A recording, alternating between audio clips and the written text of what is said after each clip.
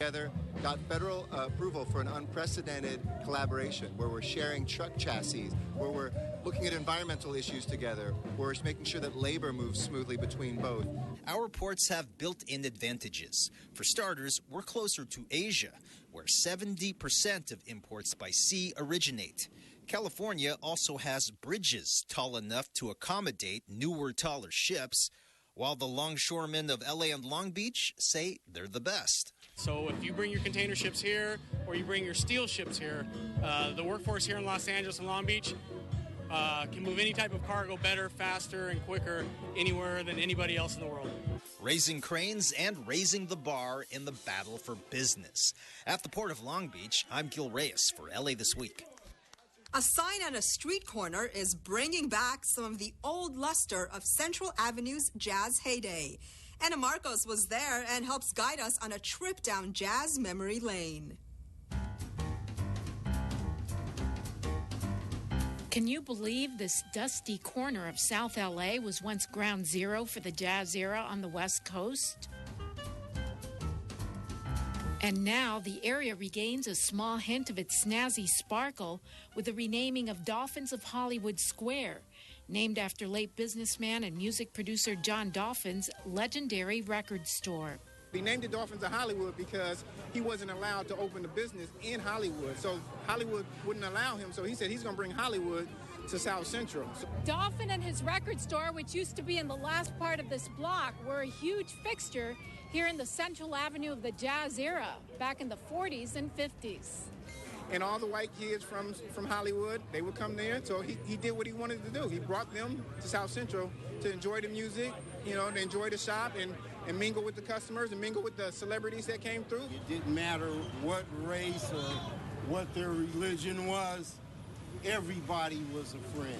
Back in the store's heyday, people came to Central Avenue to hear the music of such greats as Sam Cooke, Charles Mingus, and Billie Holiday, and then they went to Dolphin's record store to buy the music.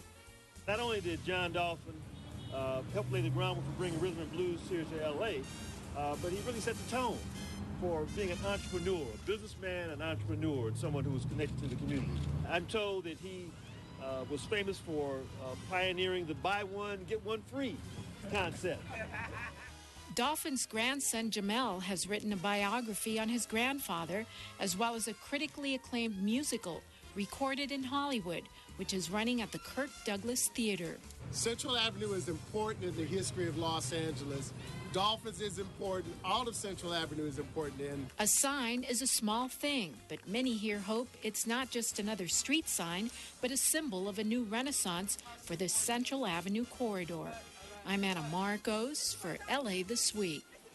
For more information on the musical, visit recordedinhollywood.com. Well, it's been home to restaurants, comedy clubs, and heavy metal bands, and possibly soon, an artsy commercial space with nearly 250 units of housing. But is there enough housing for the poor? Gil Reyes has more from the Sunset Strip. Gil. Well, Yana, this planned mixed-use development complex will be built here in the heart of the Sunset Strip at 8150 Sunset Boulevard with new retail, housing, affordable housing, and yes, an iconic architect designing it. So what's not to like? Well, actually plenty if you talk to area constituents.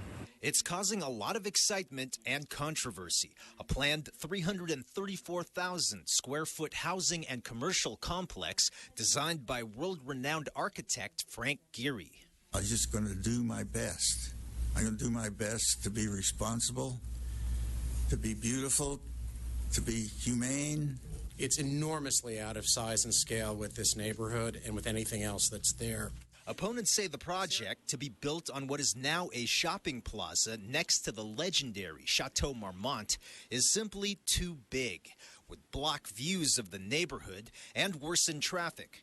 But on the other side, developers say they've gathered input from 100 public meetings and say nearby residents are mostly for it. This project has been designed to work with the surrounding community, with the existing buildings. Another contentious issue, the amount of affordable housing.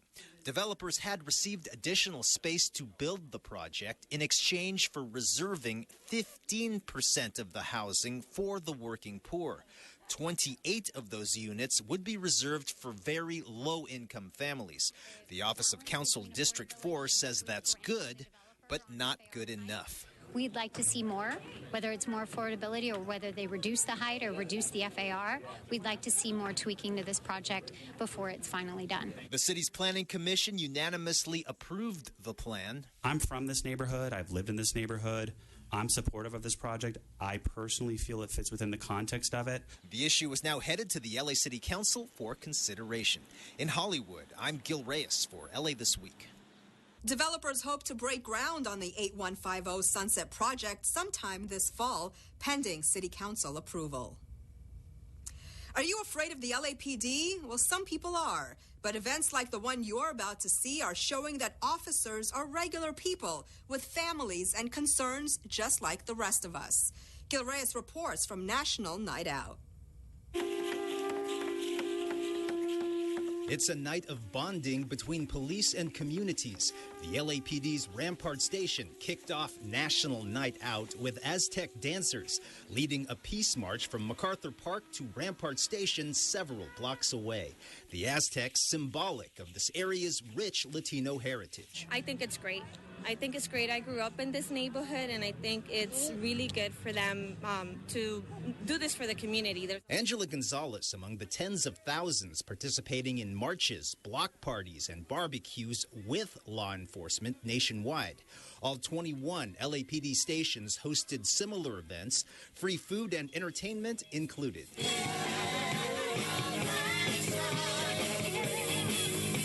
This year's National Night Out holds special significance following recent police shootings in Baton Rouge, Dallas, and elsewhere that have really strained relations between cops and communities. Here in Los Angeles, outside the LAPD's Rampart Station, officers are reaching out. So we're really the same. You know, like I'm a father, I'm a husband, and all the people in our department, they have the same roles as everyone else, right? And so there's more common ground than there is uncommon ground between the community and law enforcement. And events such as this, they help bring us together, because when we have conversations face to face, I think it allows people to see that. And it helps fight crime. City Councilman Mitch O'Farrell mentions the success of community-based policing, peace officers and neighbors working together to keep their areas safe. And it starts with good relations. And so events like this get a lot of people out, especially when you provide food, and they can literally meet the local captain, the local scene lead officers, and make those contacts. You know, relationships are everything. And relationship-based policing is where it's at. They're always invited. I know here at Rampart Station, they're always invited to ask any questions, come in and visit. My son comes in and visits. As you can see, he wears his police officer uniform. And no doubt supports our men and women in blue. At National Night Out, I'm Gil Reyes for LA This Week. National Night Out has taken place every year since 1984. Well, how does one of the city's top guns thank his employees? Well, it involves a lot of eating and a bit of a serving style. Anna Marcos explains all at the annual Wesson Employee Luncheon. Wouldn't it be nice if you could be the boss of your boss for a day and have them wait on you hand and foot? That's what's happening at this employee luncheon as Council President Herb Wesson and his staff thank employees for their hard work all year. Oh, and you might want to leave the diet at home. My staff, we serve all of the food and we do all of the work, and we let them sit down and overeat. And boy, is there plenty to overeat.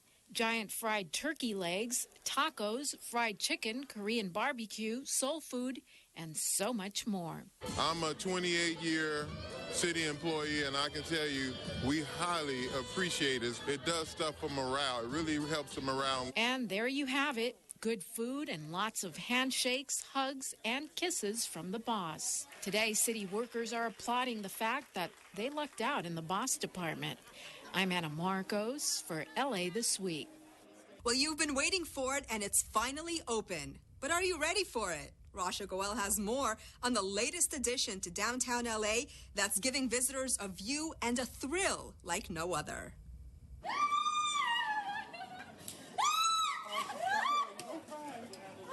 It's not for the faint of heart, but if you've got the stomach for it, you gotta try it. Perched 1,000 feet above street level, Sky Slide is the latest and hottest LA attraction and the main draw at the new SkySpace LA Observation Deck. It sits on top of LA's landmark skyscraper, the US Bank Tower. US Bank Tower gave us an opportunity to enrich and enliven what used to be simply an office building. We decided to create an observatory and make it a place where locals and visitors could come and enjoy some of the most breathtaking views of Los Angeles. Made of 3-ply glass, you'll get to see one of the best 360-degree views of the city. It's also made to withstand hurricane-force winds of up to 110 miles per hour. Steel outriggers hold it all together. That will give you the ride of your life, some kind of a thrilling experience that even the Six Flags Magic Mountain would not be able to give us. The slide takes riders one level down from the 70th to the 69th floor of the tower. A ride that will sure knock your socks off and hopefully put LA on the map as having the best slide around. We hope that OUE SkySpace Los Angeles will honor the culture, community, and people that make Los Angeles unlike any other city in the world. Are you ready to check it out and have some fun? Tickets are available at www.skyspaceLA.com. I'm Rasha Goel for LA This Week.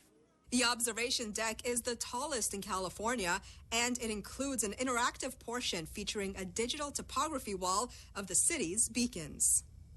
While a popular hiking trail in Hollywood is reopened, city leaders help improve access to fresh fruits and vegetables to underserved communities, and a young community member is recognized for helping preserve a neighborhood gem. All these stories in City Beat. Hikers, exercise enthusiasts, sightseers, and dog walkers again descended on the hiking trails at Runyon Canyon following a 4-month closure for repairs on a mile of water pipeline. The repairs were needed to improve the area's fire protection system, reduce the risk of pipe breaks, and improve local water quality. Thanks to the full closure of the park, officials say LADWP was able to perform this complicated work quickly and safely, completing the water main construction ahead of schedule and saving more than $1 million for Los Angeles ratepayers. And for hikers, the reopening couldn't have come fast enough. Definitely. It was a long wait, but definitely worth it. Super excited. Woohoo! I love Runyon. The trails seem a little more manicured, so I'm excited at what they've done. After approving the motion by Councilmember Jose Huizar to require all farmers markets citywide to accept CalFresh EBT cards, city leaders held a resource fair to help farmers market operators sign up for the program. We're really excited that people will be able to take our produce home. This way, if the farmers market is the only place where they have access to fresh fruits and vegetables, it's going to make them healthier. It's going to allow them to have access to fresh fruits and vegetables. The Department of Recreation and Parks, along with Council District 12 and the West Hills Neighborhood Council, presented a certificate of recognition to Ben McDonald for his work and dedication in restoring the greenhouse at the Orchid Ranch. McDonald, a member of Boy Scout Troop 54, oversaw the restoration as part of his Eagle Scout project. McDonald and his team of volunteers spent more than 1,500 hours over a course of a year to complete the restoration, raising money through donations and even funding part of the project himself. And it also feels really good helping your community and just being a part of everything. If you're an art lover, then you know how powerful art can be. So much so that sometimes it can transform a community. And that's exactly what Local Valley residents had in mind as they shared ideas while having a little fun in the sun.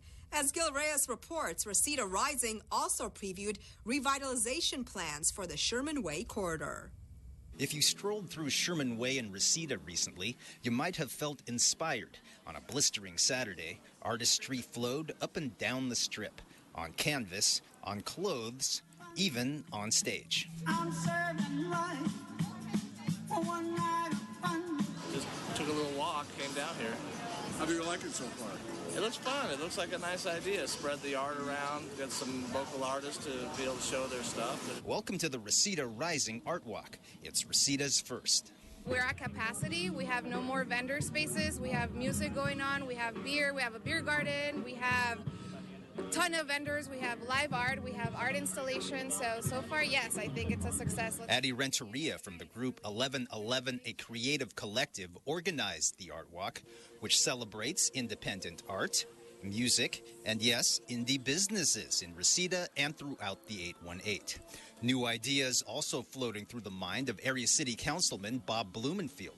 On this plot of land off Sherman Way, he envisions new retail, housing, and an ice skating rink in the coming years. All these projects together are going to turn this street into a revitalized area, and it's going to create a domino effect all the way down Sherman Way. So it's something I'm very excited about. I've been working on. It's been a major focus of this area. It's why also we designated this street here as a Great Street under the Mayor's Great Streets program. Great Streets is a plan to refurbish 15 of the city's busiest thoroughfares into walkable, bikeable, happening destinations. Creativity continuing long after today. On Sherman Way, I'm Gil Reyes for LA This Week. Reseda Rising also allowed area residents to jot down ideas on how to revitalize Sherman Way on one of the art installations. Councilman Blumenfield says their input will be considered. Well, a unique art installation that'll have you squinting, explore the city on two wheels during the latest Ciclavia, and Japanese culture comes alive in downtown LA. All this in this week's Things to Do. It's a collection of mysterious worlds designed by local artists, and you can only see them by looking through a peephole. You heard right. Curator Carl Berg has assembled 7 artists to construct these small wonder rooms, viewable by one person at a time. A group of artists have each created an original work, and you can see them in a very unique way the next time you're at Union Station. The new exhibit, called Cabinet of Curiosities, runs from August 7th through August 31st. Union Station is located at 800 North Alameda. For more, visit unionstationla.com. One of the busiest boulevards in LA is taking a break from car traffic and welcoming cyclists of all ages for the latest Ciclavia. 3.5 miles of Wilshire Boulevard from downtown to Koreatown will be open to bikers and free from cars. Ciclavia's goal is to inspire all of us to reimagine Los Angeles and connect participants to neighborhoods, businesses, health lifestyles, alternative transportation, and each other in a way that is not possible by car. So hop on and get moving on August 14th. For more, visit ciclavia.org. Come join the downtown LA community at the 76th annual Nisei Week Japanese Festival in Los Angeles' Little Tokyo. One of the nation's longest-running ethnic festivals of its kind, the festival showcases free Japanese cultural events, activities and exhibits, including music and entertainment, food and fun games spanning 2 weekends. Enjoy a parade on Sunday, August 14th, and plenty of entertainment perfect for the whole family. Enjoyed by thousands every summer, this festival is not to be missed. The fun begins on August 13th until the 21st. For a list of events, visit niseiweek.org. And that's a look at some things to do. And that'll do it for this edition. But before we go, a quick note to let you know that Channel 35 has won its 16th Emmy from the 68th Los Angeles Area Emmy Awards. The Emmy is for Music Matters, LA Kids and Their Music in the Children Youth category. Congrats to producer Larry Newman and his program from the Children's Music Workshop, and to the other Channel 35 nominees recognized by the Television Academy. I'm Yana Kane. From all of us here at LA This Week, thanks for joining us. A reminder that you can catch us online at lacityview.org. You can also follow and like us on Facebook. We'll see you back here next week for more of LA This Week.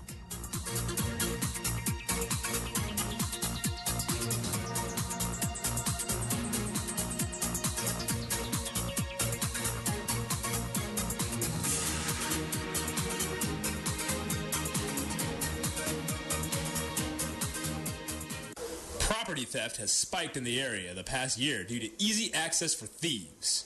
Almost 80% of car theft occurs because of unlocked doors.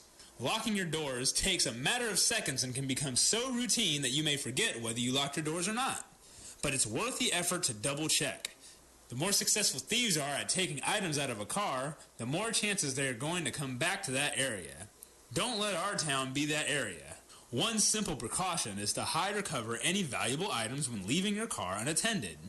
Simple actions like these can prevent you from becoming a victim of property theft. The Los Angeles Police Department would like you to remember, lock it or lose it. Don't worry, Patty. This isn't going to hurt me one bit. Hi, I'm Dr. Eric Shapiro in beautiful Encino, and you're watching LA City View, Channel 35. Our city, our channel. Open wide.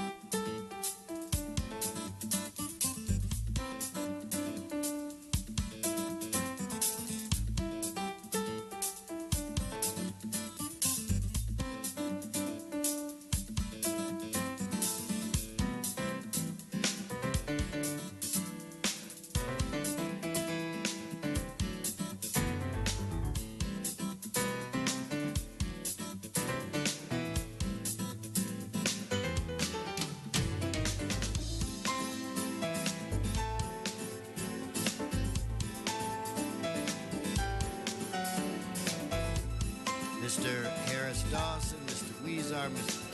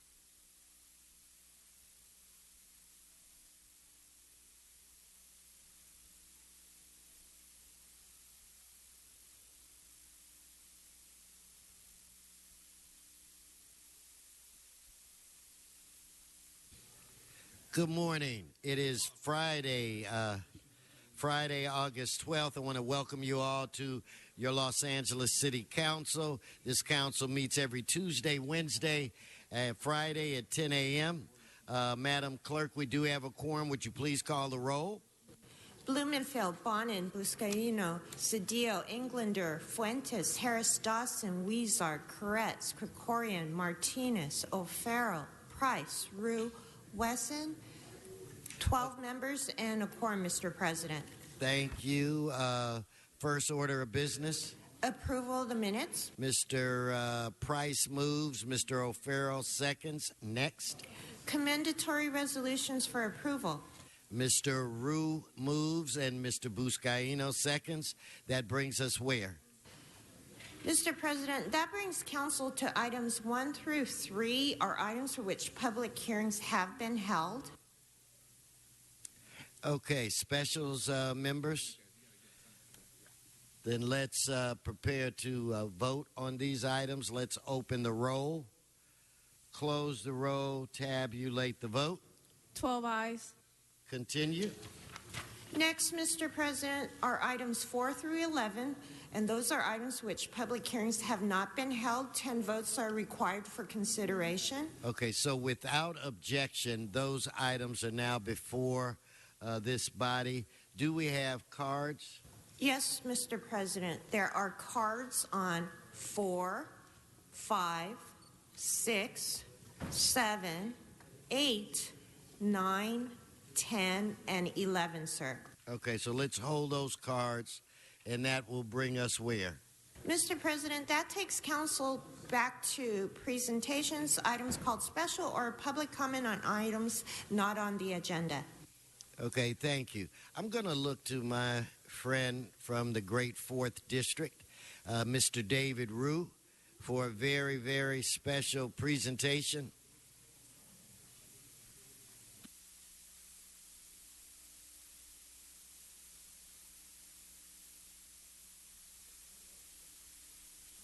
사진을 불러줘. 이거 좀 주세요.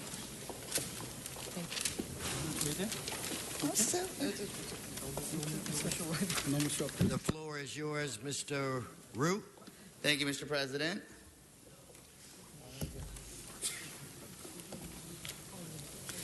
Thank you, Mr. President. I appreciate it. And good morning, colleagues. This year marks the 71st anniversary of Korea's independence, also known as Gwangbokjeol, which literally means the day the light returned. In 1945, Korea gained its independence and was liberated from Japan's colonial rule. As a result, Many people worldwide observe August 15th to celebrate the history and culture. In Los Angeles, thousands of Korean Americans dedicate their lives to teaching, inventing, building, and making a difference in the community. They contribute to the rich tapestry of our city, economically and culturally. Our sister city in Busan is the largest port in South Korea and serves as a vital economic channel to our ports here in San Pedro Bay. This international relationship was recognized with iconic gifts from the mayor of Busan, the Korean Friendship Bell located in the Angels Gate Park in San Pedro, and the famous Korean Navy turtle ship which is placed in City Hall on the 3rd floor. Additionally, the popularity of Korean culture, Korean barbecue, Korean K-pop, K-pop music, K-dramas, and even martial arts, Taekwondo, have also added to the diversity of our city.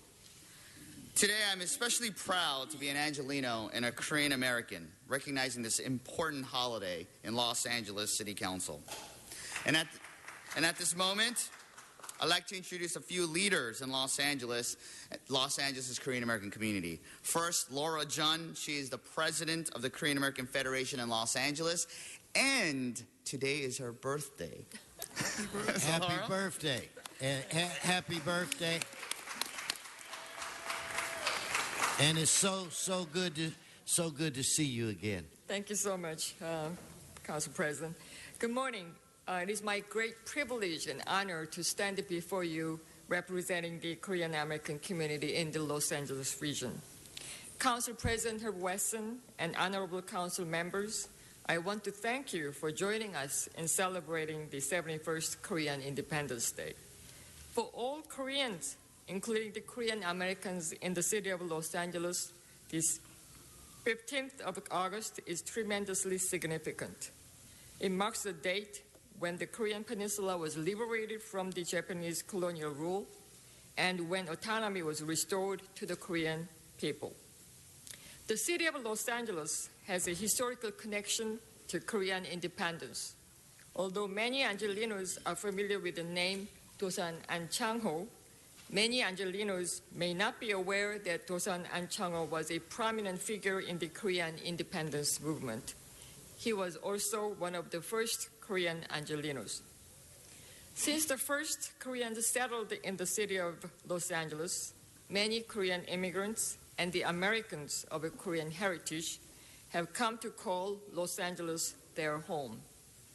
On behalf of this burgeoning community, I thank the Council President Herb Wesson and the honorable council members for passing this resolution celebrating the 71st anniversary of Korean independence. Thank you so much.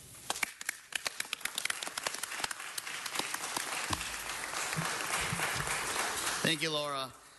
Laura is the leader of the Korean American community, and thank you so much for being here and those words. Next, I'd like to introduce Mr. Eugene Ma, Executive Vice President of the National Unification Advisory Council of the Korean Peninsula. Mr. Ma? Welcome. Good morning, everybody.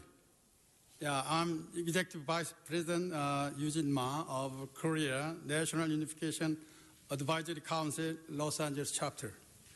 Today is the Korea finally achieved independence from Japan occupation 71st year ago after World War II.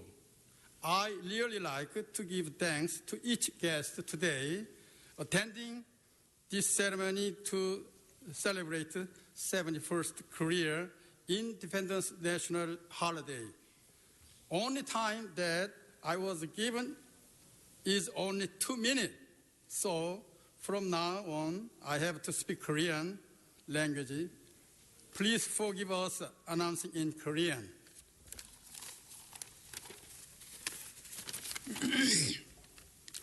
조국 대한민국의 독립을 위해 국권 회복 운동에 앞장섰던 애국 지사들의 숨결이 그대로 느껴지는 로스앤젤레스는 역사적으로 남다른 의미의 장소이기도 합니다. 첫 한인 시의원 탄생으로 기쁨을 나눈 지 1년이 지난 지금 또다시 조국 광복을 기념하는 행사를 로스앤젤레스 시티홀에서 개최하게 된 오늘 남다른 자부심과 기쁨을 느낍니다. 1번은 과거의 잘못을 반성하고 진신될 사죄를 바라며 우리는 나라를 되찾기 위해 생명을 바친 순국 선열의 뜻을 기려 민족 화합과 자주 독립의 정신을 받들어 공정한 사회를 이루어 나가기 위해 노력을 기울여야겠습니다. 앞으로도 뜨거운 애국심과 사명감으로 그 뜻을 잇고 어를 이어 미주 독립운동 역사를 한인 사회에 함께 지켜나가 주시고 4세대 역사 교육에 매진하여 지나간 역사가 아니라 세계 만방의 한국에 빛낼 앞으로 역사에 위대한 지도자가 탄생될 수 있도록 더욱더 우리가 함께 힘써 나갑시다. 감사합니다. 너무 감사합니다. 좋은 말씀 해주셔서요. I wasn't prepared for the translation, but he was very thankful. He's very thankful to be in the city of Los Angeles. He's very happy that we now have a Korean American elected, and the fact that they could come and have a presentation here to celebrate in the diversity that we are in Los Angeles. And he's just happy, and he wants to make sure that the community works harder to contribute to our society. Next, we have... in fact, David, just let me say to him that we really want to thank the community for all of the work that you've done. So let me try this let me try to say this right. Tedanhi kamsamida. All that you've done. Thank you very much. Next, we have Pae Koo-ki.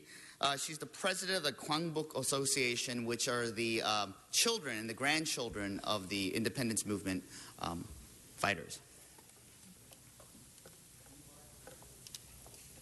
Thank you. Thank you so much.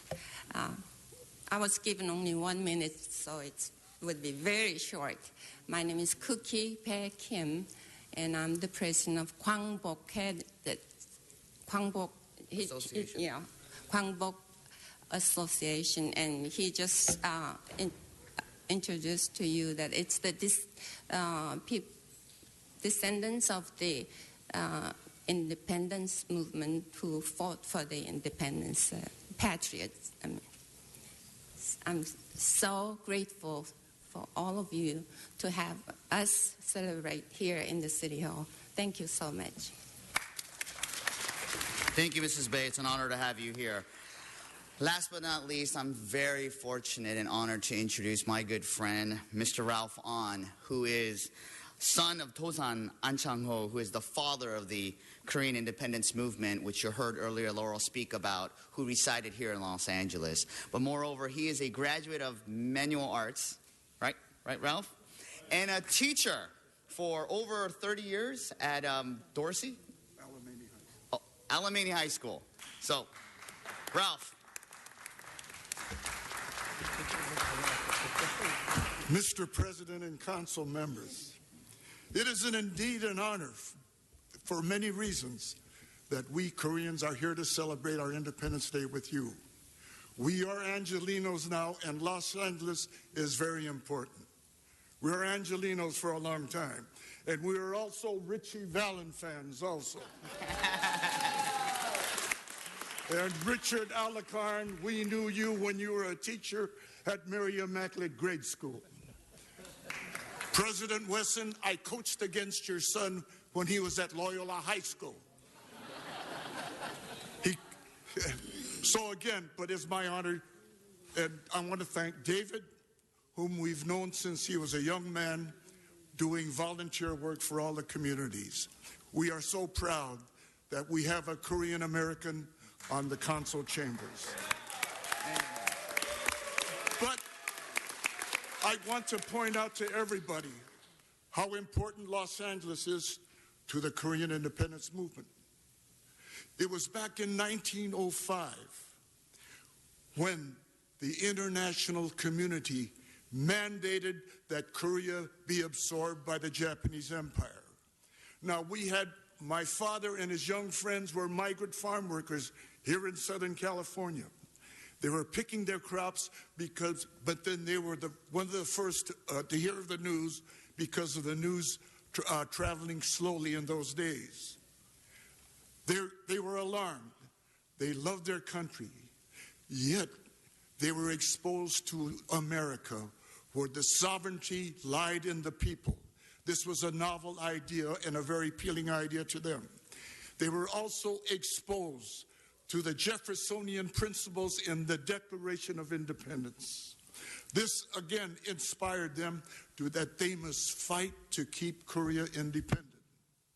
They formed the Korean National Association, which was going to be the government in exile while Korea was occupied by the colonizers. They first organized in San Francisco, but they eventually moved here in Los Angeles on Jefferson Boulevard and Budlong.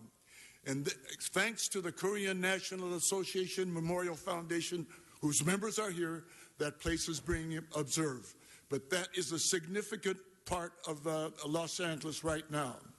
And again, their mission was to rally the people in Korea and to inform the international community that Korea would not become a colony. They wished to become an independent nation. And also my father and his friends organized the Young Korean Academy, known as the Hungsadan.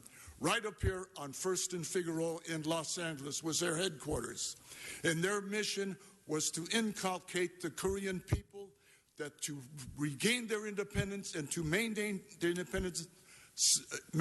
independence, citizens must know ethics, the love of their country, integrity, and truthfulness for a democracy to endure. Now, my father, Tosan An Chang-ho, was not able to see the Independence Day. He died in 1938 as a prisoner of the Japanese Empire. But if he were here today, Mr. President, he would be so grateful to Los Angeles for being the birthplace of the Korean Americans' move for independence.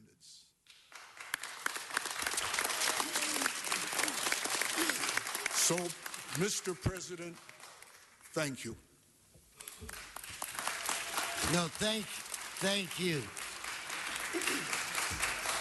I just want to thank you. Your words were unbelievable. It was like a history lesson for many of us. We'd like to give you another half hour to talk so you could educate us on other things. But I think that it was really an honor for us to have you here, and you laid it out so succinct and simply, and I think we in Los Angeles are just very proud, not only of the contributions of the Korean community, but that we've all come together to make this city the greatest city that it is. Thank you so much, sir. And I hope my son won most of the games. Thank you, Mr. President. Thank you, Ralph. And you know he's a teacher, and everything that he said from 1903, the first immigration of Korean Americans who first came as migrant workers to work on the sugarcane plantations in both Hawaii and to pick fruits in Riverside in Northern California. And later they stayed and they became the foundations of the independence movement for Korea.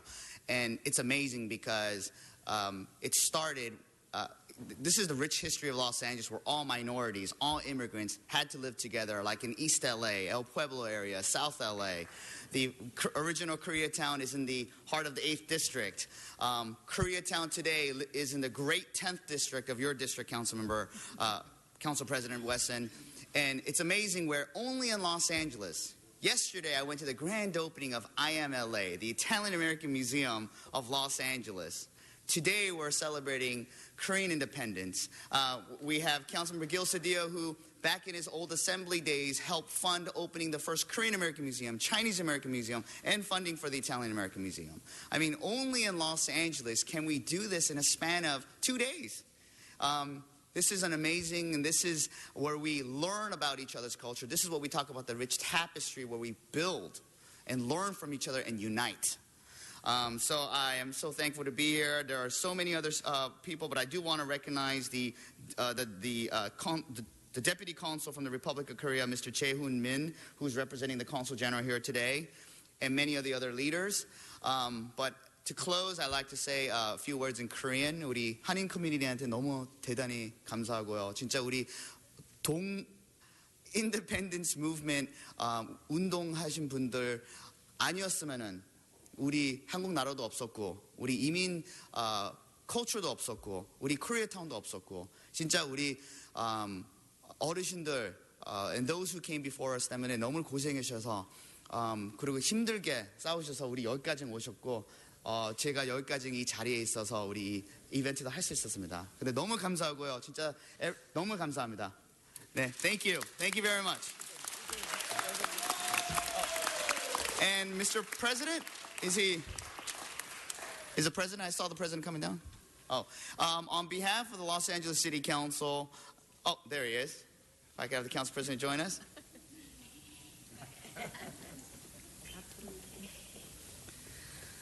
On behalf of the Los Angeles City Council, Council President, and the Mayor, I'd like to present this proclamation to the Korean American community on the recognition of the 71st anniversary of Korean independence. Thank you. Thank you so much.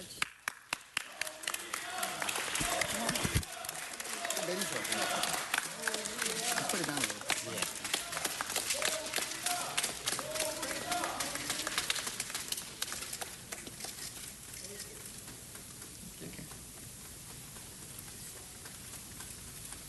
Thank you. Good presentation. Thank you so much.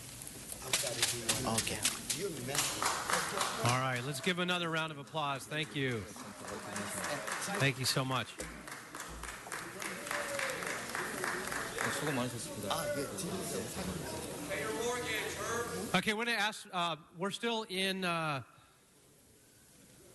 official business, whether we are doing presentations or not. We'd ask members of the audience to please not yell out during presentations or at any other time. It's still disrupting the meeting.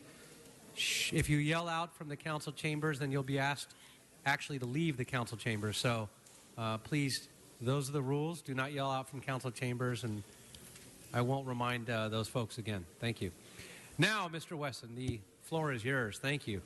Mr. President and members, today again is one of my favorite days. It's when we try to find homes for dogs in particular that are in the city shelters. Today I have a very colorful lad with a lot of personality, and his name is Charlie. And Charlie is a poodle mix, about 1 year old. He's ready to go today. We just found him, right? No, he was found on the street, and we brought him in. He's a kisser. He gets along with other dogs, and he's real friendly, and he's got a great personality. And so we in the city of Los Angeles have been fortunate that every time that I have tried to find a home for a dog, we have been successful. So I want us to do everything that we can to make sure that streak continues, so that by the time our council meeting is over or before, that Charlie has a new set of parents and is on his way to a new home. We have fun doing this, and we joke around, but when you adopt one of our dogs, you literally are saving a life. We do what we can, but we need your help in order to find homes for our four-legged friends. So if you're looking for unconditional love, someone that's going to always be there when you come home, be excited to see you, then you find that kind of unconditional love in an animal like young Charlie here. So for those of you that are interested in Charlie, you can call 888-452-7381. We're going to keep Charlie, Arlene, we're going to keep Charlie here for a little while. So if you're in the audience, you want to come take a picture, you want to come pet him, he'll be in the back, and you can do that. So let's just make a commitment that when Charlie goes home today, he goes home with a loving family. So Arlene, maybe you could show him around and see if he can charm somebody. But remember, we have a 100% adoption rate where it relates to our presentations here at the council, and we want to keep that going. Thank you, Mr. President. Oh, thank you. Thank you, members. Thank you very much. And Mr. So, Daniel, can you please sit down during demonstrations? We don't want people in the... I'm going to ask you one more time. Please sit down. It's disruptive. Those are the council rules, or we're going to ask you to leave. Thank you so much. Mr. Wesson, I got to thank you for doing this. Do we know how old Charlie is? Charlie is 1 year. 1 year. Or that's the guess. He's 1 year. Now, I want to let you know something that I witnessed with Charlie today. And as often as you do this with your 100% success rate, there was one particular council member, I think, that has an interest, where on the side over here, he was taking photos of Charlie with his phone, and then during the presentation, took additional photos, and I think might have been sending them to a family member for an approval, is my thinking. And I'm not going to say who that was, but he resembles Charlie a little bit, I think.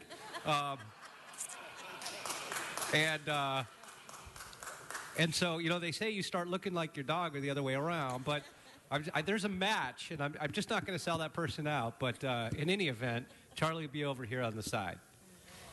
Thank you. And I think it's important, Mr. President, that you don't mention Mr. Krikorian's name. I think it's important. I would not do that. I absolutely would not do that. So with that, thank you very much. All right, we have another presentation. Mr. Fuentes, the floor is yours. Councilmember Felipe Fuentes.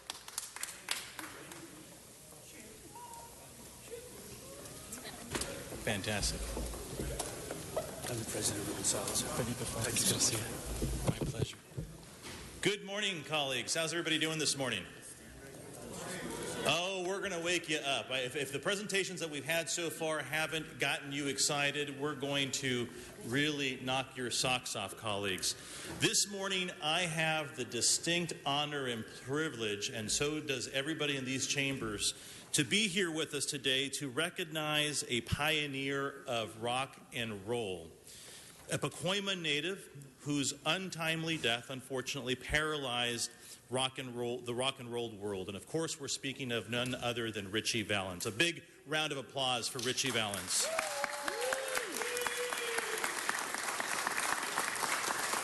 Sadly, Ritchie's life ended on February 3rd, 1959, and it ended, as we all know, in a terrible plane crash. We've also come to recognize that day as the day that music died. Ritchie Valens was only 17 years old, but had such a profound impact on the world and the sound of music worldwide. And colleagues, just in fact last night as I was watching the Olympics, I heard in the background La Bamba playing. So it is a global phenom that Ritchie Valens was and continues, his legacy continues to be. And of course, that impact was felt larger than just the Northeast San Fernando Valley. It affected all of music and, of course, the music industry. On May 13th of this year, Ritchie Valens would have celebrated his 75th birthday. That's why we're here today to commemorate a life of a young man who had meant so much to so many.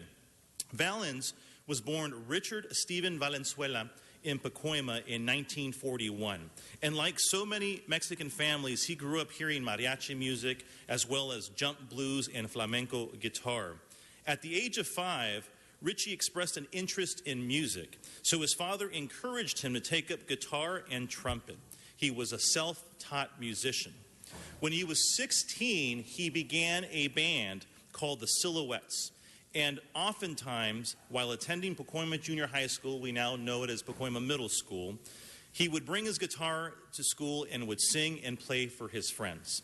A year later, from middle school, junior high school, a year later in 1958, he was signed to Delphi Records. For the next 8 months, Ritchie would write music and travel to perform. He even appeared on Dick Clark's American Bandstand. Who can forget these hits? And I think we're going, where's our guitarist? Right here, Rudy Salas. Rudy? Rudy, come on up. The colleagues, this is really important. Rudy Salas is from Tierra. Give him a big round of applause. He's going to sit right there. And colleagues, you're going to remember, you ready, Rudy? Yeah, just pull up to the mic there. We'll. Do you want Jesse, Rudy? Yeah, I'm going to have him when I do the song. I'm going to say it for that. Okay. So what we're going to do is, let's see, we're going to play Name That Tune, colleagues. This is going to be a really easy game here. Who can forget La Bamba? Oh, you're going to, okay, you know what, Rudy? You go ahead. I'm going to be quiet. First, take it away, Rudy. Good morning, Council, and... Actually, come on over here, Rudy. Right here? Yeah, right here. That one works for sure. Okay. Just wanted to say that on that fateful day in 1959, when I was 10 years old, my dad sent me to the store to buy him the newspaper. When I got to the store and looked at the headline, it read, 3 stars die in plane crash. Buddy Holly, Richie Valens, and the Big Bopper all perished in the tragedy. But with all due respect, the one name that I focused on was Richie Valens. I was devastated. He was taken away at the age of 17. I started listening to his music the year before because my aunts and uncles used to listen to the Hunter Hancock show on the radio. I became an instant fan. I loved his songs, especially La Bamba, because my uncle had a conjunto that used to play the traditional version. And when I heard Richie Valens' rock and roll version, that was it. A year later, my brother and I started singing at the age of 9 and 11. And we learned La Bamba and Donna and performed the songs with the Jaguars band. Being that we lived next door to Richie's cousins, or at least they told us they were his cousins, made it more special. Although he grew up in Pacoima and we lived in Lincoln Heights, I felt we all grew up in the same neighborhood. We were so proud. And being that he was a Chicano, made my brother and I relate to him more. He was in our minds one of us, and he became our idol. And now he was gone. But Richie, in some way, would always be a part of my life. Who knew that I would later on in life meet my beautiful Joanna, who became my wife. She worked for Bob Keane and Delphi Records. But although Richie died in such an early age, his music lived on and gained more popularity as the years went by. And the fact is, every musician that I know, especially Latino musicians, were influenced in some way by Richie's music and his style. Richie and his music will live on forever in our hearts, and this is his legacy right here. Here, here. Round of applause for Rudy Salas. Rudy, why don't you get set up and we'll do this. We'll do the speakers, and then we're going to go ahead and hear from Rudy in a second here. So colleagues, clearly this is a tremendous, tremendous inspiration to the sound of music and to rock and roll. And so with that, I'd also like to introduce Randy Norton, who is Richie's brother-in-law. Randy? Oh, my goodness. Well, I just want to say thank you guys for all that you've done for Richie Valens. And we're very proud to be here to represent our family, which is Richie Valens' family. So thank you very much. Big round of applause, colleagues. Also, I'd like to say a few words, musician Jimmy Espinosa.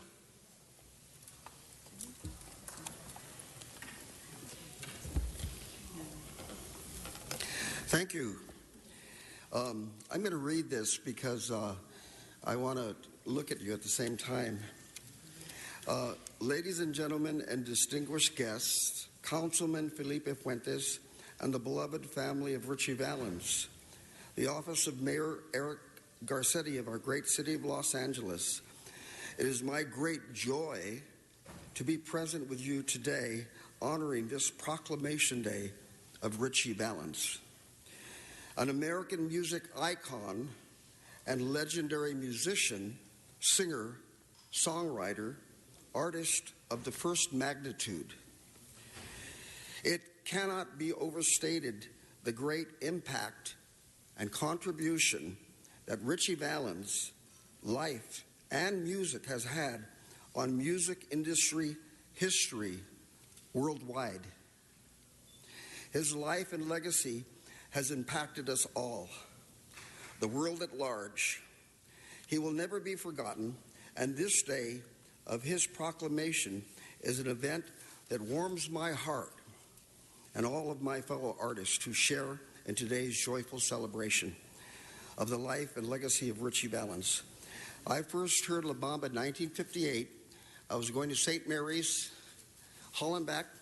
I had a little transistor radio, which Mama gave me, as well as a Catholic education, and I first heard La Bamba. And that was it for me. As Rudy Salas so wonderfully said, we were hooked. He was an American, but he was from a Mexican-American culture. Now, we're identified as Latinos, Hispanics, Chicanos, Mexican-American, American Mexicans. And I respect each and every moniker that each part of us, in whatever time frame we relate to the American experience, wears proudly. But we are American citizens, and the contributions are second to none. In the military, my father was a Los Angeles police officer, served for 40 years, retired watch commander, San Fernando Valley. My other cousin just retired, Internal Affairs, Rampart Division, Sergeant Michael Barella. Firemen, politicians, musicians, doctors, lawyers, attorneys such as Ruben Salazar. We're here and we are American citizens, and I'm just so proud to be here today. And I think my time's up. But you know, it's hard to follow a dog act. Thank you. My name is Jimmy Espinoza. Thank you, Jimmy. Thank you, Ritchie Valens. Thank you. Thank you, Jimmy. Next, I'm going to have the president of the Ritchie Valens Foundation, Ruben Salazar, speak. Ruben? Ooh, you got behind me. Thank you. My pleasure.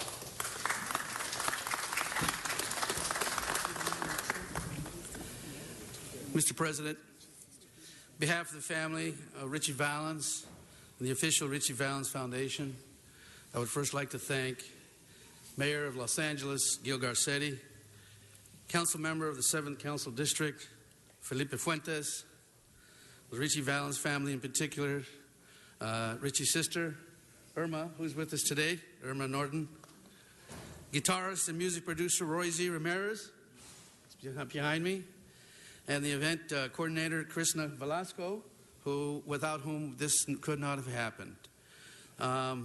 We also want to thank the East Los Angeles legacy of the Midnighters himself, Jimmy Espinoza, who donated much of his time and helped me promote and fundraise for our Music Education Foundation for the last 2 weeks. And we also want to thank, of course, all the musicians who came out to support, speak on behalf of, and perform for such a great, long overdue tribute to a true American legend. Ladies and gentlemen, fellow citizens of Los Angeles, we are all assembled here to honor the iconic Ritchie Valens, as his fans know him. Ritchie rocketed into the American pop and rock music charts in 1959 with his huge hit, La Bamba, Come On, Let's Go, and Donna, to name but a few. He performed on Dick Clark's American Bandstand and also filmed an appearance on Alan Freed's movie, Go Johnny Go, so he was also a famous TV and movie star. His short time as the huge American Latino rock and roll singer, musician, TV and movie star was abruptly ended on February 3, 1959, when he died in a tragic plane crash, along with other great rocker and musicians of his time, Buddy Holly and the Big Bopper. That day is known as the day that music died. That plane crash is still considered one of the greatest single tragedies in American popular music history. And that date was immortalized by singer Don McLean in his 1971 hit song, American Pie. The Pacoima-born star of proud Mexican-American heritage, who was called the Little Ritchie of the Valley, still rests in peace in the city of San Fernando, another predominantly Chicano neighborhood in northeast Los Angeles area. This amazingly talented and charismatic homegrown Latino musician, artist, and who wrote and performed his timeless recordings, has not only made it to the Rock and Roll Hall of Fame, but he's also reached the pinnacle of success and fame by being honored with many incredible accolades, both within and beyond the music industry. Those includes the following. As a composer, recording star, musician, and performer, having his music inducted into the Rock and Roll Hall of Fame and having it mortally ingrained into rock history with a star on the Hollywood Walk of Fame. As an American hero of Mexican heritage, having his iconic image embossed on 2 styles of 29-cent U.S. stamps in the Rock and Roll and Rhythm and Blues set of American music commemorative series. As a local hometown hero, having his name used for a park in Pacoima, it's now called Ritchie Valens Recreational Park, thanks to our former LA Councilman, Richard Alarcon, who's present with us today. Thank you, Richard. And as a beloved Angelino, by having May 12th, his birthday, forever being proclaimed in this great city of Los Angeles as Ritchie Valens' Let's Go Rock and Roll Day. And now, as a beloved son, brother, and great and honorable American-born human being, by creating a wonderful foundation named after him called the Ritchie Valens Foundation. Not even Elvis Presley can say that, right? So in conclusion, on behalf of the family and of the Ritchie Valens Foundation, we extend our heartfelt gratitude and appreciation to the great city of Los Angeles for graciously bestowing this immortal official proclamation to Ritchie Valens, a true American rock and roll hero and star. May his name, spirit, and light burn forever.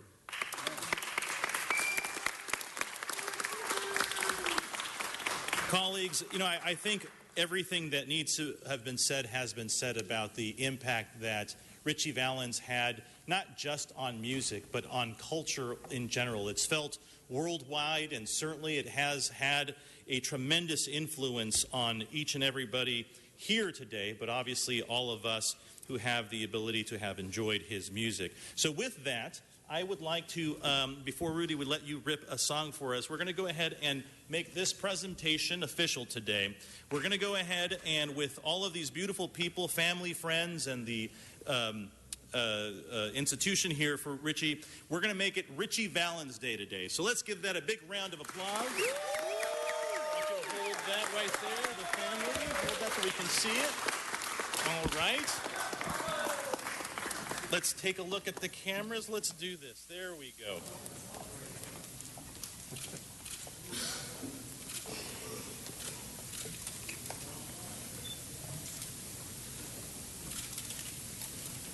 Very good. Colleagues, if you would indulge us, Rudy, would you mind just helping us hear the inspiration? And let's have Mr. Valens speak to us through you, Rudy. I'd like to invite a great musician and singer in his own right, Jesse Flores. Speaking to that microphone, can we go? Okay, very good. Okay, I wanted to invite Jesse Flores, a great musician and vocalist from a group called Voodoo Cafe, to help me out here, okay? Thank you. No, I'm going to try. So we're going to do this song, and you guys are welcome to join in, so we're going to try it out. See what happens.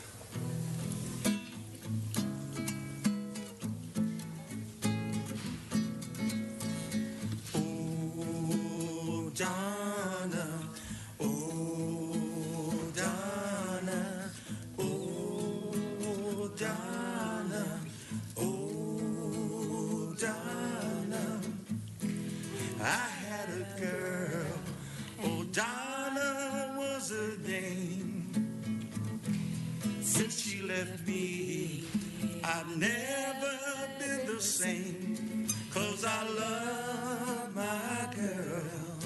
Oh, Donna, where can you be? Where can you be?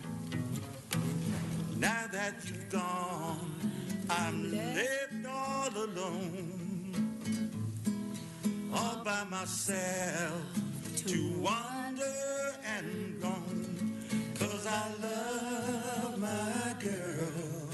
Oh, Donna, where can you be? Where can you be? Oh, Donna, where have you gone?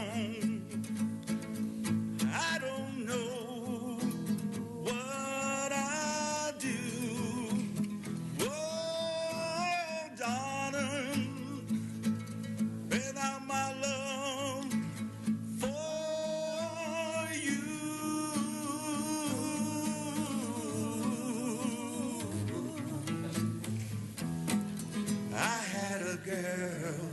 Oh, Donna was her name. Since she left me, I've never been the same. 'Cause I love my girl. Oh, Donna, where can you be? Where can you be? Oh, Donna, oh, Donna, oh, Donna, oh, Donna. Rudy Salas, everybody, from Pieta. Big round of applause. Thank you very much, Council President. Thank you. And we always say, Viva Richie.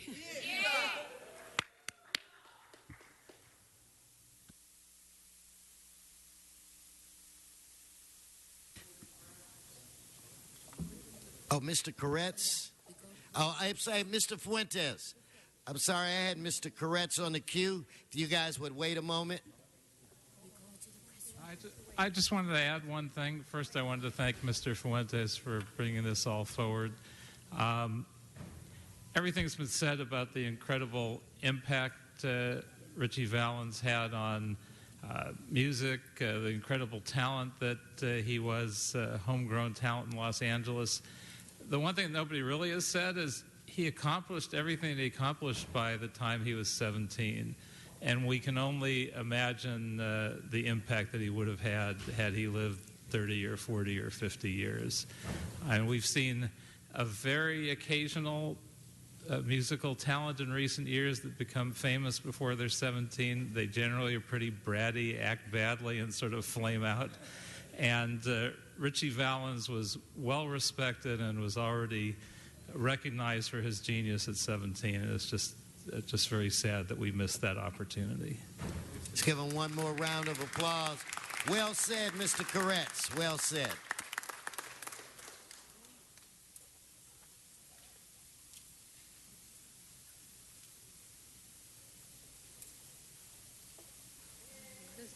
So the restroom is that way. So they're taking that one. You're welcome. You're so welcome. Thank you, guys.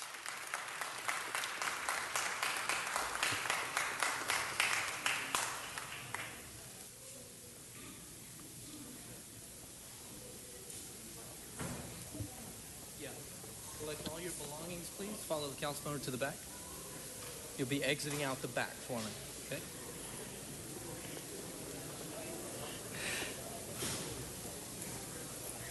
Okay. Oh, my pleasure. Mr. Bloomingfield?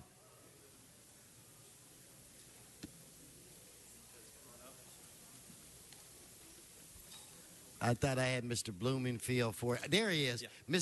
I'm looking for you. Mr. Bloomingfield for a very important introduction. We have some special guests with us today. And we have a translator? Who's the translator? For the translation? He's addressing. Yeah, no, but just translation. Yeah, she is. Okay. So, okay.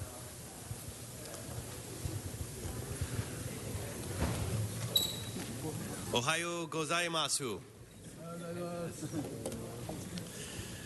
I want to welcome today the Nagoya, Japan Sister City delegation to our City Council chambers. Let's give them a round of applause.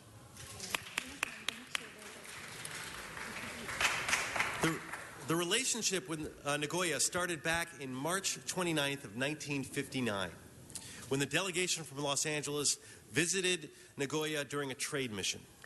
Later that year, Nagoya was devastated by the Bay typhoon, and the Los Angeles Sister City members organized relief to aid that stricken city. This effort established a strong relationship and was later reciprocated during the Northridge earthquake that was in my district and in the San Fernando Valley in 1994. Since the Sister City relationship was established, Nagoya has sent a delegation to Los Angeles annually for the last 57 years. And we are honored to have them here with us today This is our longest standing sister city relationship. The ties with Nagoya are strong and they are deep. I was afforded the wonderful opportunity to speak with them behind chambers for a while prior to this session, and they're here to participate in the Nisei Festival taking place in Little Tokyo. And I want to thank them for keeping the sister city relationship strong and give them an opportunity to say a few words. So, do you want to say it? Okay. We have a translator as well. Go ahead. Nice to meet you. おはようございます。名古屋市会副議長の福田誠二でございます。私たち姉妹都市であるロサンゼルス市への表敬訪問とともにリトル東京で開催される二世秀祭をはじめとする国際交流事業に参加するため派遣されました名古屋市会の公式代表団でございます。Ladies and gentlemen, thank you so much for having us today. And my name is Fukuda. I serve as Vice Assembly at the Nagoya City. And we've been missioned here together with the City of Nagoya as an official Nagoya City Assembly delegation to pay a courtesy call to our loving sister city of Los Angeles here today. And we are so thrilled to participating in numerous international cultural and other exchange programs on this week of Nisei Festival in Little Tokyo. 本日このように私たち一行温かくお迎えいただき心より感謝を申し上げます。And today, we truly appreciate your warm welcome and hospitality kindly extended to us. And it is a great honor for this opportunity to make a remark here in this legendary Los Angeles City Council meeting. 公式代表団には私のほか各会派の代表として3名の議員が参加しております。まずもってご紹介をさせていただきます。Please allow me to introduce 3 other representatives in our delegation from the Nagoya City Assembly. Assembly member Mr. Nakazato. Nice to meet you. Hattori. Nice to meet you. Mr. and Kinoshita. Nice to meet you. また新海照夫副市長もお見えになっております。We also do have Vice Mayor Shinkai. 1959年4月1日に名古屋市とロサンゼルス市はお互いに最初の姉妹都市となってから今年で57年になります。永遠にわたり相互の教育、文化、経済などさまざまな分野で交流を重ねてまいりました。City of Nagoya and City of Los Angeles, as mentioned, have been sister cities for 57 years since 1959. We have nurtured our friendship over the years, and also we have been sharing our experiences and values in education, culture, and economy. ちょうど姉妹都市提携を結んだ9月、名古屋が多数の死者を出した日本の歴史に残る惨事である伊勢湾台風の被害に見舞われた直後、世界中のどの都市よりも早く多くの義援金や救援物資を届けていただいたのはロサンゼルス市であり、この友情は今も語り継がれております。And as mentioned by Council Member Blumenfield, we did have a big natural disaster back in 1959, several months after we have signed our sister cities. And Los Angeles City came quickly with the donations and goods. It was September 1959. And a big typhoon in the Gulf of Ise unfortunately took many lives. But we truly appreciate our sister city friendship ever since then. That's been unchanged since then. 名古屋市会としましても、今後ますます両市の友好交流が深まり、未来に向かってより強い親善の絆で結ばれていくことを切に願うものであり、そのために精一杯努力してまいります。And the City of Nagoya, as well as Nagoya City Assembly, wish that both of our cities would further cherish our friendship, deepen our ties through invigorating more exchange activities and good gestures, and further strengthen our relationship. We pledge today that we will continue to do our best in this pursuit. 両市の友好関係が一層深いものとなり、未来永遠となるよう引き続き支援を賜りますようお願い申し上げまして、私のご挨拶をさせていただきます。Last but not least, we would like to ask for your assistance among everyone here today to gather with us for our long-lasting and mutually prosperous future together. Thank you for your station. ありがとうございました。ありがとうございます。ありがとうございます。Thank you. Thank you.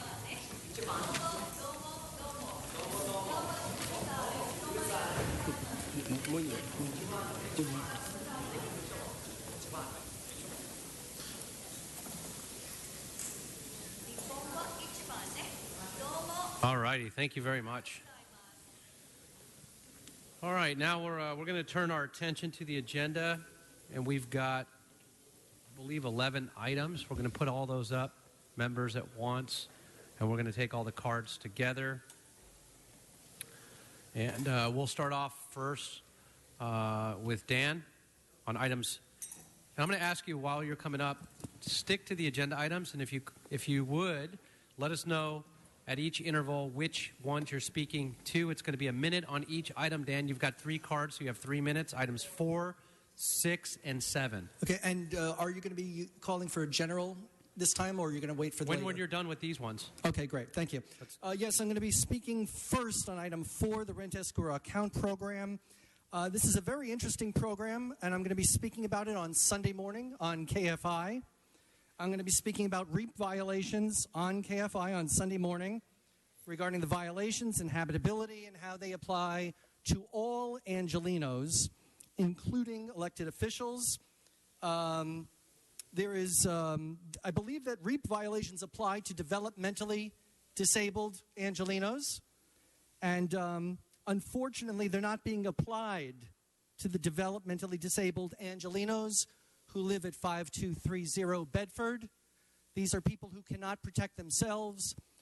REAP violations and habitability apply to the developmentally disabled people who live at 5230 Bedford Avenue. I believe that they're not being protected by these laws because that property is owned by Mr. Wesson, and I am concerned about that. It's not me who says that these people aren't being protected. It is the California Department of Social Services. Okay, now you're on item 6? No, I'm still on 4. No, you spent your minute on 4 already, I so want to item spend 6? 2 minutes on 4. It's a minute on each item. Oh, okay. Okay, great. So item 6. Item 6. This is one of the reasons why Los Angeles is in so much trouble. Item 6 was a broad daylight murder in your capital of tourism, Venice. A guy working on a movie set. The first day, somebody comes up to him in the middle of the day and murders him. That's your entertainment industry. That's your high tourism area of Venice. And that is all you've got in Los Angeles, tourism and entertainment. And when a guy earning a paycheck is murdered in broad daylight, you are screwed. Next item, item 7. Similarly, 550 South Flower, a high-end hotel, the Standard Hotel, in the middle of the night where you want to attract conventions to the city of Los Angeles. You want to attract conventions to the city of Los Angeles, and by one of the highest priced hotels in downtown Los Angeles, supposedly a safe place for tourists and conventions, a murder that goes through the lobby of the Standard Hotel. You guys don't have anything other than tourism and weather and entertainment. That's it. People are being murdered in the broad daylight in Venice. They're being murdered at high-end hotels in downtown Los Angeles. Friends, that's it. If you have no entertainment, if you have no tourism, this city is screwed.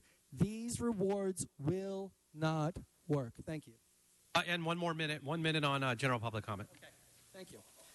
Council members, how ironic is it after you honor South Korea, you offer a dog up for adoption when the Korean consulate in Los Angeles has had multiple protests because of their brutal dog meat festival that the Korean consulate refuses to denounce? And so right after you honor the Korean Independence Day, or what it was today, you bring up a dog for adoption, and the consulate of South Korea won't denounce their utterly brutal dog meat celebration, if you want to call it. Anyway, on Sunday, I will be discussing on KFI AM 640 my article on City Watch, in which we address whether Council President Herb Wesson is a slumlord. There are developmentally disabled adults in Los Angeles who are not being protected by the REAP laws, and I will be discussing it on KFI this Sunday morning. Thank you. Thank you very much. Mr. Walsh. 1 minute each item, and so 5 minutes total. You are on items 4, 5, 6, 10, and 11. And 1 minute on each item maximum. 4, 5, 6, 10, and 11 is what you filled out.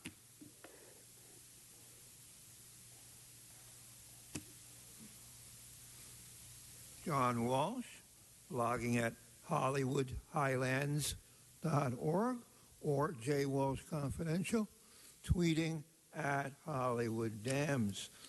Number 4 is the REAP. Okay, rent escrow account. We're getting a lot of people who watch this filing for code violations on their where they live. The landlord does nothing, and then the city steps in, and from then on, when the city steps in, the landlord, the rent doesn't go, your rent doesn't go to the landlord. It goes to the city till everything is repaired. So again, on this issue, you're doing an excellent job. When you do a good job, I'm the first one to talk about, okay, tunnel cleaning. The tunnels, this is in Council 6. Maybe Nuri Martinez is doing a good job in cleaning her tunnels in her district, but you don't see this agenda pop up because most of the tunnels of the other 14 members of the City Council, they don't give a syphilitic rat's ass how filthy the tunnels are. However, Ms. Martinez is doing a good job. And you know what it costs? How much do you think it costs? $16,000 to clean up the tunnel. That's a little too high. And number 6, this is a reward for the murder of Marvin Ponce. Those people, $50,000. Again, you've paid out one reward in the last 554 rewards you offered, because if anyone wants to collect this reward, that's suicidal. That's a death sentence. The gangs murder people in front of 50, 20, 30, 40 people, as long as it's in their neighborhood, East L.A. Don't do anything West L.A. in the Jewish neighborhood, or you will go to jail. We Jews make sure that Mexicans and blacks that commit crime in our neighborhood go to jail. The others, the Mexicans and stay on the agenda, please. They do nothing. Number 10 and 11 is these are easements. An easement is when the developer comes and says, "Give me some free land, or I'll pay you a few bucks for it, so that I can build my building better."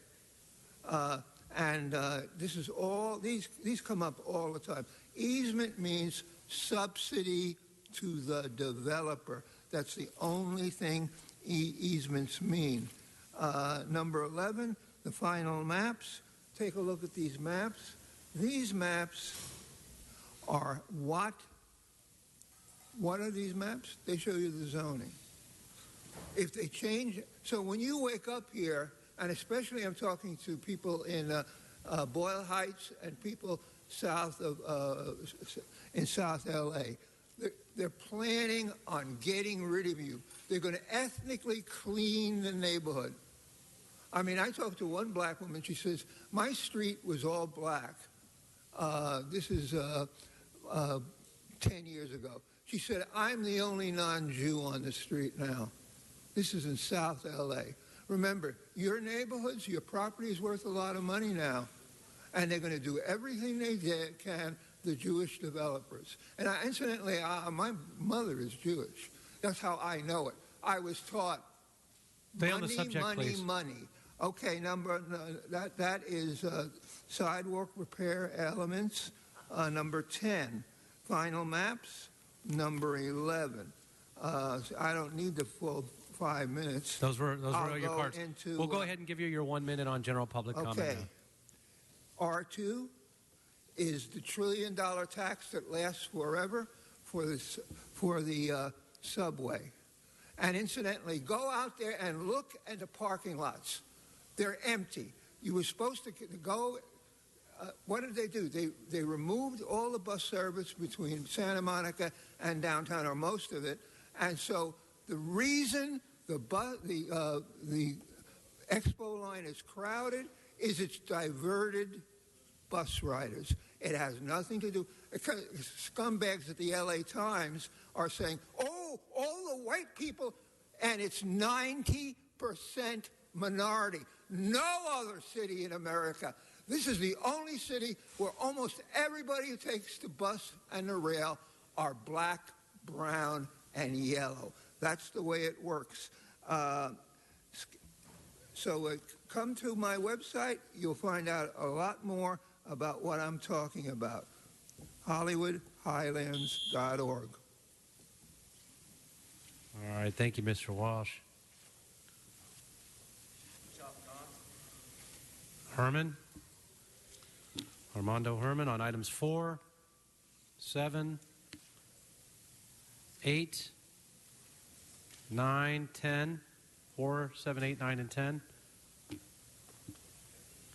1 minute on each item. Stick to the items, please. 1 minute on each item. 4, 7, 8, 9, and 10.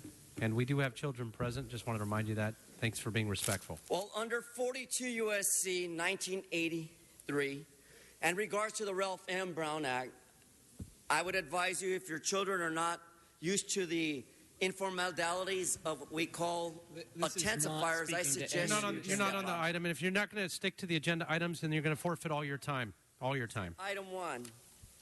So since I'm talking about item 4, though, dealing with liens, are we not disgusted with Herb Wesson and his issues on how to keep his property clean? So how much angry are any of you who have a lien on your property? The best way to remove a lien from your property is to come here and protest, put it on record, so that the city attorney up there, whatever the hell his name is, can actually help you benefit. How do you benefit from removing a lien? You come here and you protest, just like this. Okay, First Amendment. Next item, please.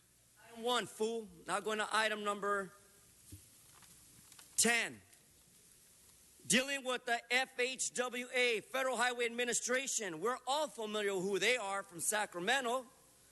Sacramento talks about Weezer in relative amending of prior council action to repairing sidewalk.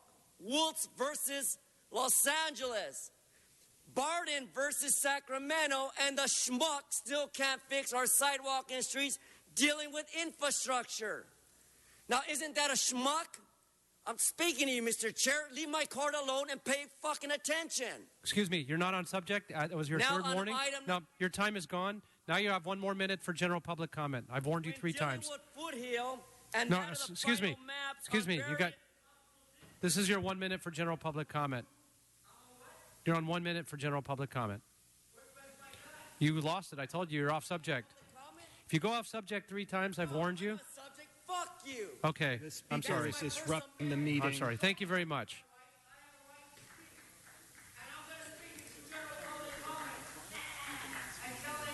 If you don't be quiet, I'm going to ask you to be removed. Now you're just yelling. No, that's not a comment. For the record, he's No, continuing to disrupt the You're, meeting. you're disrupting the meeting, sir. Thank you very much. Please have a seat. Thank you. Thank you. Please, now you're disrupting the meeting. I gave it to you and you didn't want it. So, thank you. Thank you very much. Thank you. Have a seat, please.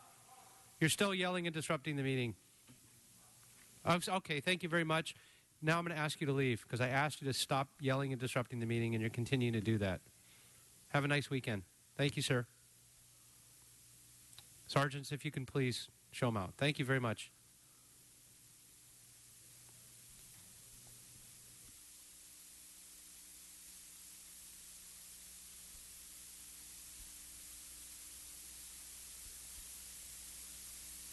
And we'll just wait till you gather your things while you're still taking the time out of this meeting. Yes, thank you very much.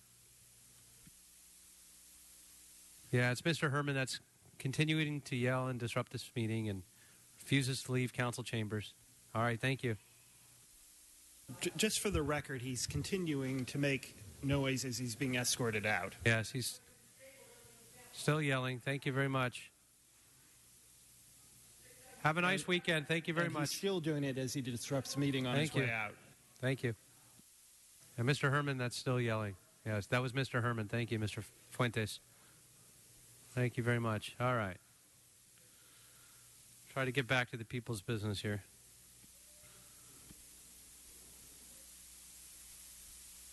Okay, Rosa Ballesteros, please.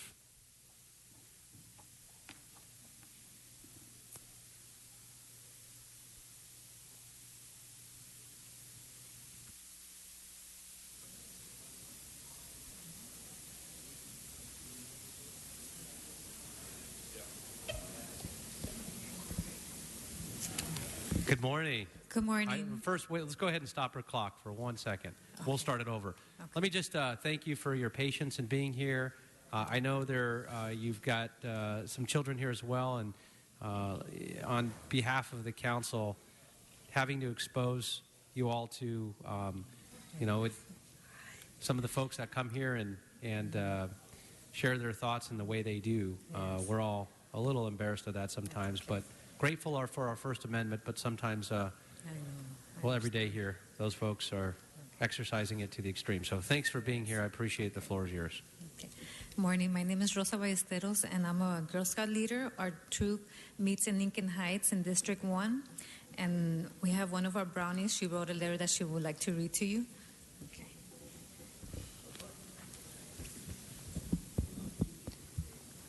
I, Alabama, propose that my troop 16045 get together and clean my neighborhood street.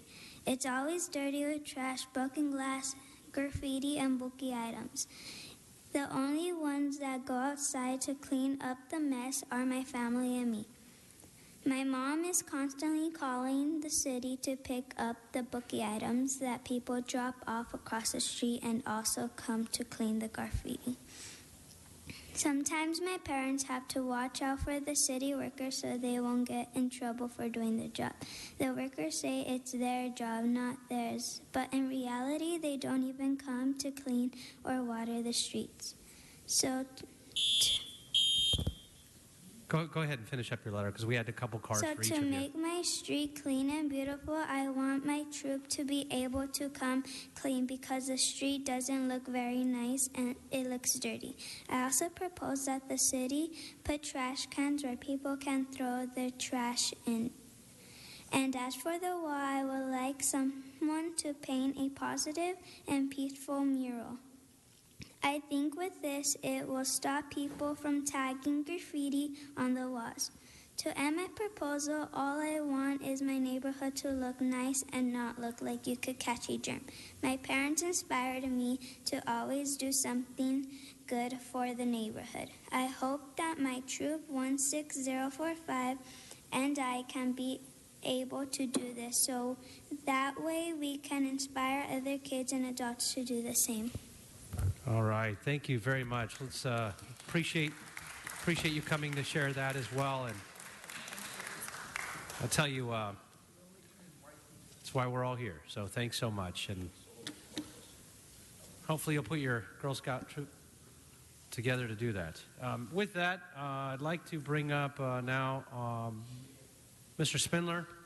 1 minute on each item. You'll stick to 1 minute each item on the agenda item itself on items 4, 5, 6, 7, 8, 9, 10. Well, those are them. And up to a minute total of each item. Zip, thank you for all the kids. Now they have the Red Escrow program, which, like my fellow kids, we rent rooms out of apartments, and then everything falls apart. And we call, and our little kids can't get to sleep because the cockroaches keep crawling on our beds. And then they get this REAP, Rent Escrow Account Program. And it's sponsored by the LA City Housing Authority Code Enforcement. Now, little kids, remember, when you dial 311 for the HCID, make sure that you have somebody who's, well, of the white persuasion to be with you. You're not on the subject. You're not on the topic. It's because of code enforcement. That's all I'm saying. Now, we get to number 5, and Nuri Martinez is a mommy, number 5, and I go down Sherman Way Tunnel, and I go, Mommy!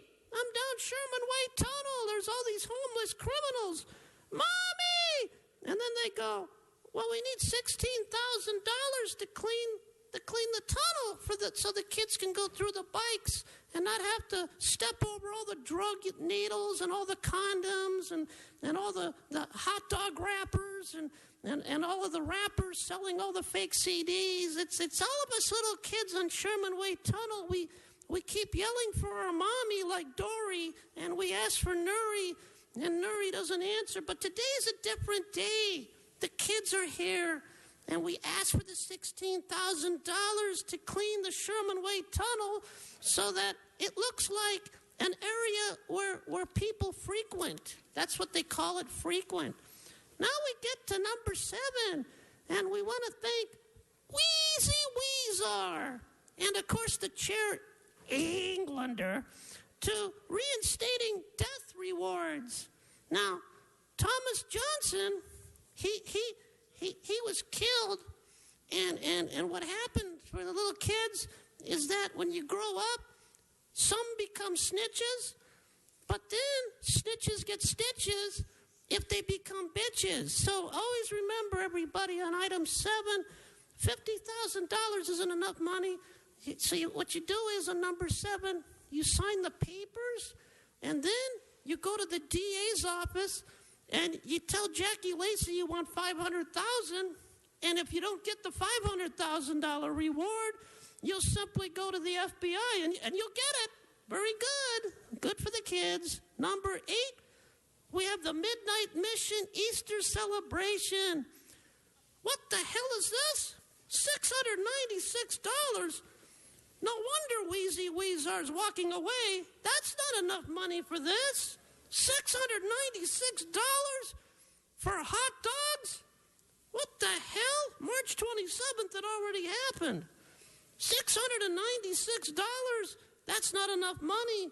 That doesn't pay the sales tax. It doesn't pay for the entourage. You have to have an entourage. So increase that to $1,000. Then that'll be good for the kids. 9, Michelle Maya, gunned down, $50,000.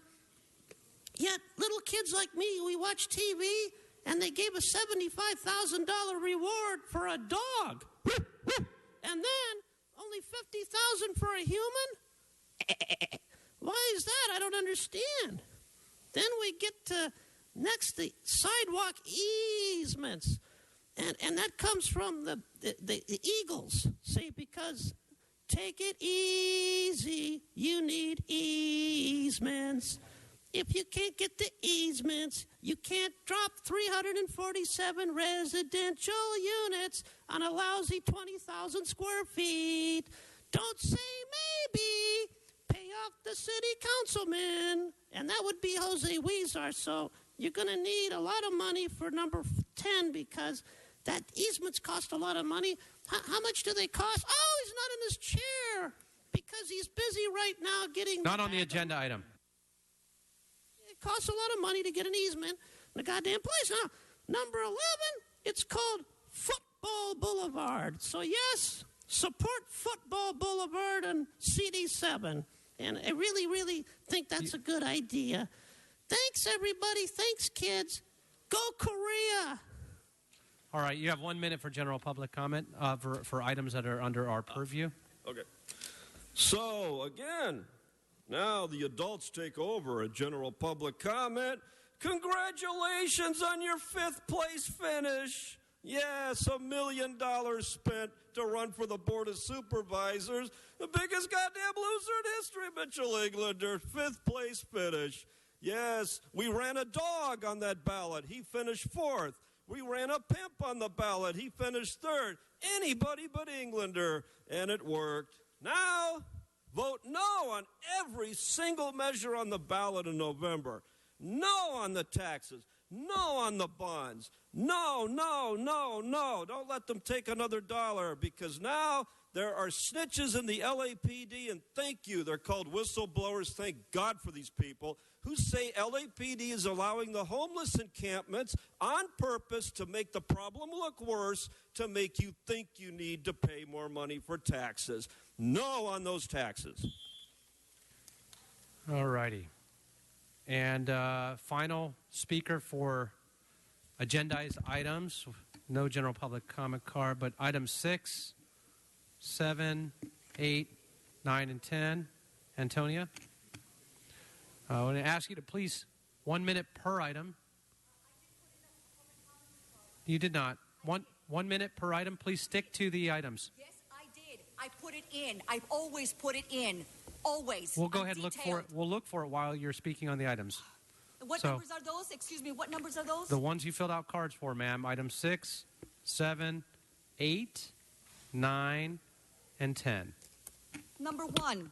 Yes, Charlie Beck, accept the grant award of $393,799 for the period of July 1st, 2016 through June 30th, 2017 in reference to the LA County Probation Department, and use it wisely and prudently to deter crimes and urban domestic terrorism by these young Latino indoctrinated Chango gangbangers who are beyond help. Use that lump sum money to get them deported. They are umbilical cord Changos, and start using that money to help legal law-abiding youth who are neglected. These are American and are going to drugs, medication, and aerosol sprays. Help, revive, and use that money to help the children of America, legal, law-abiding children who are feeling neglected and therefore gang-stalked as well. Let them be saved. Save them, ladies and gentlemen. And why should the government have to take care of these children of gangbangers? They have no civility, no morals, no values, no kindness, no courtesy. They don't even know how to flush the toilet, much less wash their hands. Number 3, public safety. Ladies and gentlemen, public safety is vitally important. Number 3 is already public items that have already been held. You filled out cards once again on 6, 7, 8, 9, and 10. Okay, stop wasting and abusing hardworking taxpayer money by posting reward money for $50,000 and for the identification, apprehension, and conviction of most likely the goddamn Latino Chango gangbangers and violent predators. Give the money, donate $10,000 to Paramount Studios, which is in the house today, to stop making movies glorifying drugs, gangbangers, pimps, and wetbacks. Remaining money, give it to ICE. Start rounding up all the wetbacks and gangbangers, and you will bring crimes down. Start deportation, Operation Wetback. Thank you. And number 7, stop wasting hard-working American taxpayer money by rewarding $50,000 to any scumbag. Give it to ICE and Border Patrols and studios to start making decent movies, wholesome movies, American movies, and give it to ICE and Border to start again rounding up these criminal illegals, which are creating domestic terrorism all across America. They are involved in home invasion robberies, homicides, theft, drugs, weapons, ID theft. It is beyond the scope that we can possibly talk about. The crimes in America are irreparable. We need to take action now, and the only one who can do it is Donald Trump. You're not on topic. You're not on topic. I'm sorry. Okay, no signs in here, and you're not on topic. So next item, please. Number 10. God dang. Number 10. I'm sorry. I did not sign up for number 10. Number 9. Again. Number 9. Let us reduce crimes in Los Angeles. Let us demand safety, protection, and security, and privacy, happiness, peace, and the right to all our property. And that one can only deliver is Donald Trump. Hillary Clinton with her. Again, not on topic. Not on top. Okay, so your time is up. That was your third warning. That's your third warning of being off topic. Thank you, ma'am. Your time is up. Now you're disrupting the meeting. You're disrupting the meeting. Thank you very much, ma'am. Thank you. Thank you. Thank you. Please have a seat. Thank you very much. Thank you. Thank you. Thank you. We didn't have a card for you on public comment. Wasn't here. So, thank you very much. Thank you. Excuse me, ma'am. You're disrupting the meeting. We're going to ask you to leave if you continue to yell out. You're still yelling out. You're still yelling out. Okay, we're going to ask you to leave council chambers. Thank you very much, ma'am. You're still disrupting the meeting. You can go ahead and leave. Have a nice weekend. Thank you very much. Ma'am, you're still disrupting the meeting and yelling back. Thank you very much. Thank you. And for the record, she is shouting. You're still shouting out as you're slowly making your way out. Thank you. Thank you very much. Thank you for coming. Have a nice weekend. And she's still yelling the out meeting as she leaves. Thank you very much. The record. Wait, she's still yelling out. I can't hear you. One second, just Mr. to be clear for the record, as she's being escorted to the door by a police officer, Ms. Antonia Ramirez continued to shout until she actually left the door just a moment ago, to the point that we couldn't hear what you were saying, Mr. President. Appreciate that. Thank you. Thank you, Mr. Krikorian, for setting that on the record. Okay, with that, we'll go ahead and open the roll. Close the roll and tabulate the vote. 12 ayes. All right. And Madam Clerk, what does that take us? Council has motions for posting and referral. Those are posted and referred. And that clears the desk, sir. Great. Thank you very much. Do we have any announcements, colleagues? Any announcements? Well, I have one, and I'd like to bring them up here for a moment.